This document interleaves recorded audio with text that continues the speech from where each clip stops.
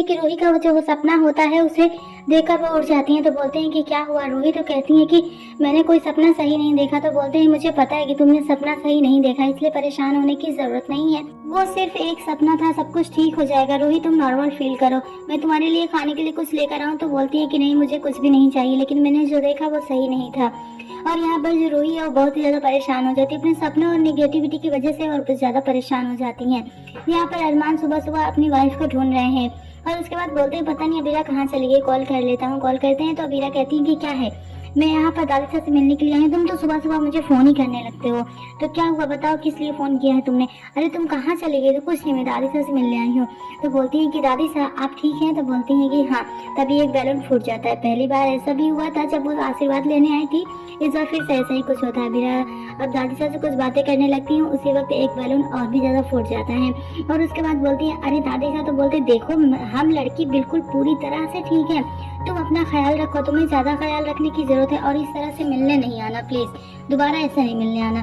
तो बोलती है कि हाँ दादी साहब ऐसे नहीं आएंगे, लेकिन हम बताएं ना क्योंकि तुम्हारी प्रेगनेंसी इतनी कॉम्प्लिकेशन से हम समझ में आ रहा है, इसलिए हमें तुम्हारी बहुत ज़्यादा चिंता होने लगती है।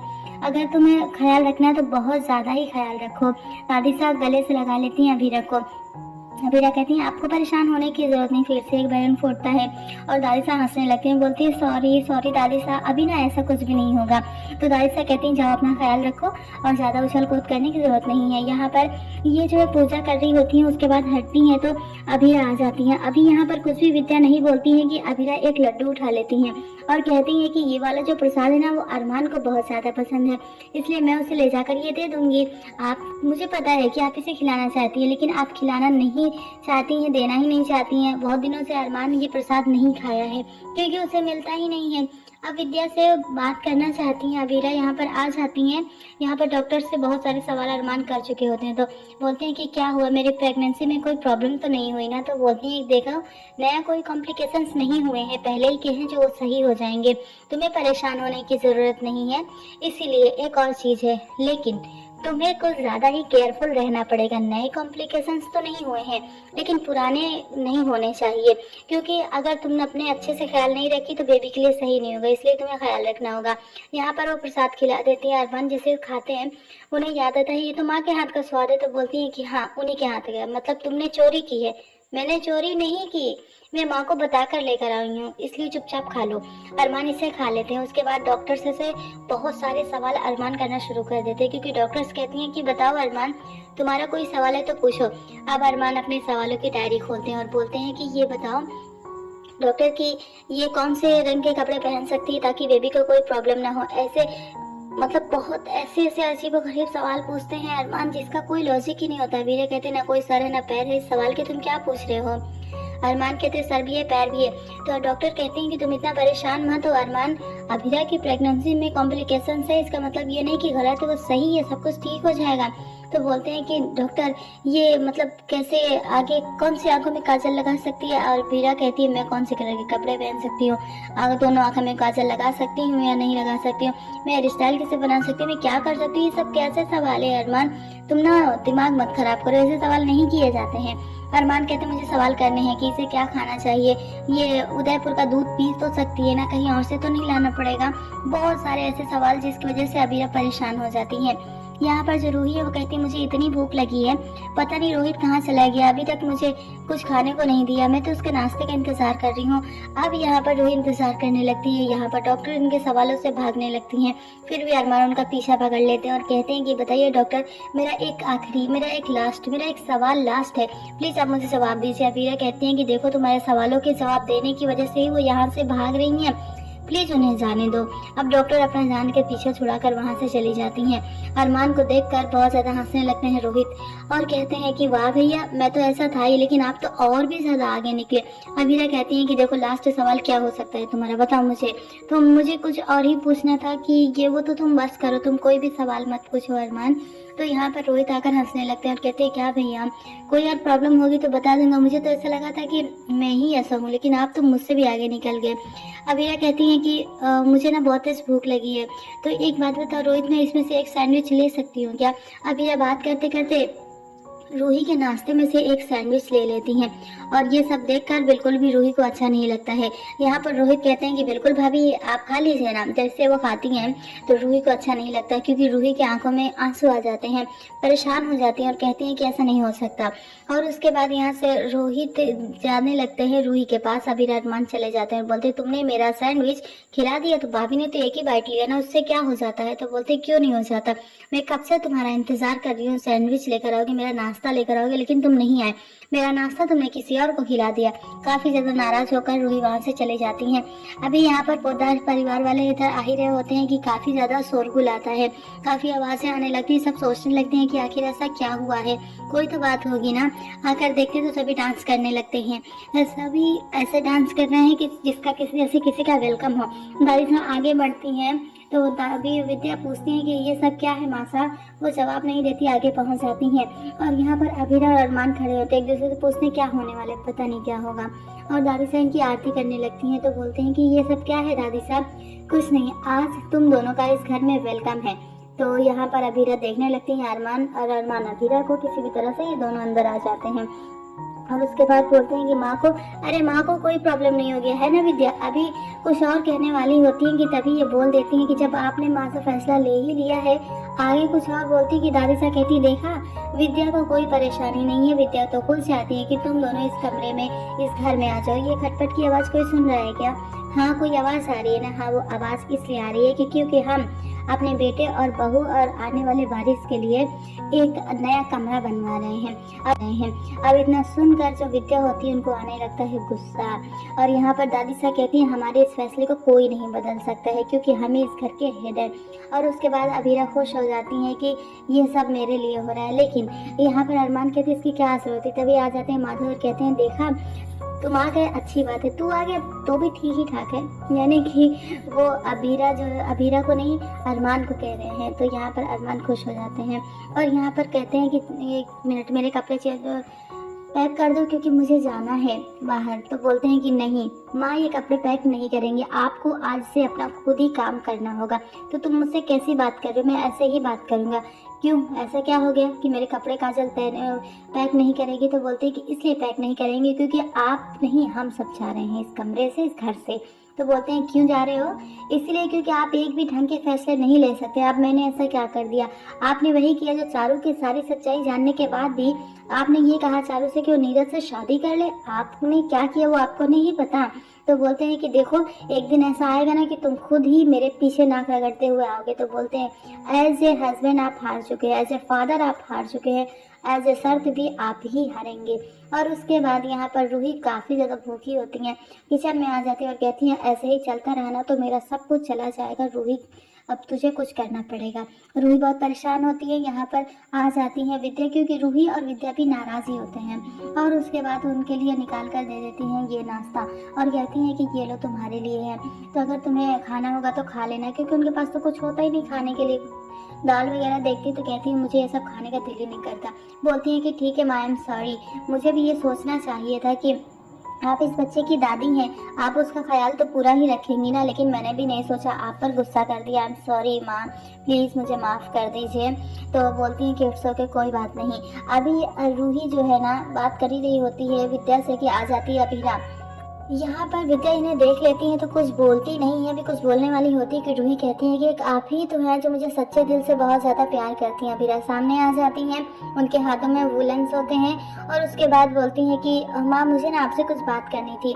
अभी आती हैं तो इसके पहले ही रूही कहती है पहले तुम बात करो। तो विद्या कुछ और कहने वाली होती हैं, तभी अभीरा आ जाती है और कहती है कि मुझे माँ आपके लिए ना कुछ कहना है। तो बोलती है कि तुम पहले कह दो रूही। तो बोलती है रूही कि नहीं, पहले अभीरा तुम कहो क्योंकि तुम भी तो आई हो ना, तुम्हें तो भी तो कुछ बात करनी है। अरमान यहाँ पर आकर खड़े हो जाते हैं क्योंकि अभीरा की बातें सुनने लगते हैं। और उसके बाद बोलती हैं कि देखो माँ ये जो मैं लेकर आई हूँ, मेरे हाथों में ऊन है ना, ये आप अपने बेबी के लिए यानी कि मेरे बेबी के लिए आप इसका स्वेटर बना दीजिए। तो बोलती हैं कि अभी मेरे पास टाइम नहीं है। तो कोई बात नहीं, अभी टाइम नहीं तो क्या हो गया, आप बाद में बना दीजिएगा, क्योंकि यहाँ पर विद्या इनडायरेक्टली मना कर रही हैं। और उसके बाद भी यहाँ बोलती कि मैंने बुआ साहब से सुना है कि आप 2 घंटे में स्वेटर बना देती हैं। तो बोलती हैं अच्छा ठीक है, आप जो है ना कुछ देर बाद 2 घंटे बाद 2 दिन बाद अगले हफ्ते, उस बेबी को अभी थोड़ी ना चाहिए। इस तरह से ना बेबी को आशीर्वाद भी मिल जाएगा, आपका प्यार भी मिल जाएगा। बोलती हैं देखा पीएसपी, एक दिन ज़रूर ऐसा टाइम आएगा कि तुम्हारी दादी से और तुम्हारी बीच की अच्छी बॉन्डिंग हो जाएगी। अब यहाँ पर रूही सोचने लगती है अगर ऐसा ही चलता रहा तो मेरा सब कुछ छिन जाएगा। और यहाँ पर अभी ऑफिस में होती है, अरमान मैसेज करते हैं कि साइड में ग्लास का पानी रखा हुआ है, पानी का ग्लास रखा हुआ है, उसमें तुम जो है ना एक एक घूंट करके धीरे धीरे करके सारा पानी पी जाना। और उसके बाद अबीरा कहती है क्या अरमान, पहले मेरा सिर्फ अरमान हुआ कर सकता था, लेकिन अभी जो है ना ये अलार्म हो चुका है, हर 2 मिनट में कुछ ना कुछ करना है। लगता है आज इनको बहुत ज़्यादा फ्री है, कुछ काम ही नहीं है, मैं खुद ही जाकर देख लेती हूँ। दूसरा मैसेज भी आ जाता है कि तुम थोड़ा इधर टहल फिर लो, उसके बाद बैठ जाना, तुम्हारी बैक पेन के लिए आराम हो जाएगा। तो बोलती मुझे अंदर जाने दो, मैं आपको अंदर नहीं जाने दूंगी। ऐसा क्या हो रहा है कि अंदर नहीं जाने, तो तेरे सर अकेले ही तो है ना। तो बोलती हैं कि हाँ अकेले ही हैं, मुझे नहीं पता कि क्या हो रहा है, अकेले हैं या नहीं। अभी परेशान हो जाती हैं। आज के लिए तो बस इतना ही। कल के लिए वही है कि रूही सारा स्वेटर खराब कर देती हैं और बोलती हैं कि ऐसा नहीं हो सकता, चाहे ये खीर हो या फिर स्वेटर हो, अगर ऐसा ही चलता रहा तो सबसे पहले हक मेरे बच्चे को मिलना चाहिए, ना कि अबीरा के। तो बोलती हैं कि ये तुमने क्या किया, तुम्हें इतनी प्रॉब्लम है कि तुमने मेरे बच्चे का स्वेटर खराब कर दिया। तो बोलती हैं कि ठीक है तुम मम्मा की वजह से ऐसा कर रही हो ना, तो देखो मेरी मम्मा कभी भी गलत नहीं थी, तुम इतना ज़्यादा प्रॉब्लम कैसे क्रिएट कर सकती हो रूही, तो एक दिन तुम बहुत पछताओगी, तुम अपने बच्चे के लिए परेशान होगी। तो बोलती बस करो रूही, आप क्या कहना चाहेंगे, क्या रूही को सबक सिखाना चाहिए अबीरा को या नहीं, कमेंट्स में जरूर। श्री राधे एवरीवन। तो मैं आ गई हूँ आप सबकी फेवरेट स्टोरी अनुपमा का नेक्स्ट एपिसोड लेके। तो आज के एपिसोड में हम देखते हैं कि जो अनुपमा होती है वो आद्या से मिलती है और उसे पहचान जाती है, पर आद्या जो होती है वो उससे दूरी बनाने लगती है और उससे दूर भागती है। तभी हम देखते हैं कि जो अनुपमा होती है, अंश होता है और प्रेम होता है, वो सब घाट के पास जाके, और राही भी वहाँ पे आती है घाट के पास, जो मछली होते हैं उनको दाना खिलाने के लिए। तभी वो लोग खिलाते हैं, तभी वहाँ से राही जाती रहती है। तो अंश जो होता है वो अनुपमा के पास आता है, पर अनुपमा जो होती है वो उसे बोलती है कि उस लड़की को रोक, उसने शायद वो चोर को पकड़वाया था, तो तुम उसे रोको। तो अंश जो होता है वो उसे बोलता है कि अनुमा आपको हर कोई फुई क्या एज की लड़कियाँ सब कोई आपको उन्हीं की तरह लगती हैं। तो वो उसे बोलता है कि आप प्लीज़ तुम जाओ जल्दी से। तो वो जाता है उसके पीछे और उसे आवाज़ देता है। तभी वो रुकती है राही तो, और वो उसे पूछता है कि वो उससे पूछती है कि तुम्हें क्या हुआ, तुमने मुझसे रोका। तो बोलता है कि हाँ वो एक्चुअली थैंक यू बोलना था वो चोर को पकड़ाने के लिए। तो वो उसे बोलता है इट्स ओके। और वो फिर उससे नाम पूछता है उसका, तो वो बताती है राही। तो बोलता है कि बहुत ही यूनिक नेम है आपका। तो इस बात से वो भी बोलती है कि हाँ बिल्कुल मेरी तरह ही यूनिक है।